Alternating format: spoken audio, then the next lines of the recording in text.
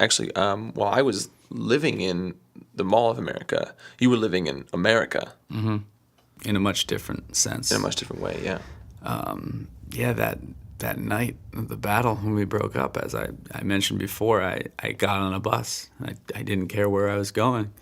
I got on and I said to the bus driver, I said, "One ticket to anywhere, please. Just get me the hell out of here," which seemed very over the top and melodramatic at the time, so much to the point where he looked at me and he said, "Are you expletive serious?" And he kicked me off the bus. Sometime later, I was able to acquire a bus ticket and took it to somewhere in Middle America. And that's kind of where my journey began for Express Yourself. Byron and I had our differences, and he was making his consumerism pop, which I just found disgusting at the time. I have an appreciation for it now, but I wanted to get out there and just make something true. And the spirit of America is what I wanted to capture.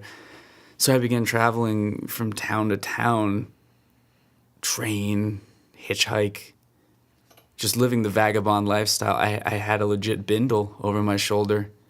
Did you? The entire time with a couple. I had no possessions, but I wanted to have a bindle. Yeah. So I filled it up with cans, things I'd found. Yeah, I mean, I was living basically in a Mickey Rooney movie, or, more modern terms, John Cougar Mellencamp, Bruce Springsteen song. I was living. And those were my two biggest influences at the time for Express Yourself and just for my life in general. And that's not to say their whole catalog. I was only listening to Jack and Diane and Glory Days by those two artists. Found out years later they had any other songs. But that was really what I was going for at the time. And that's the sound I was going for, and I think I did a pretty good job in Express Yourself. Unfortunately, at the time, I was drinking extremely heavily. What's for breakfast? Beer. Lunch. Beer. Dinner. However many beers I had for lunch, plus 3.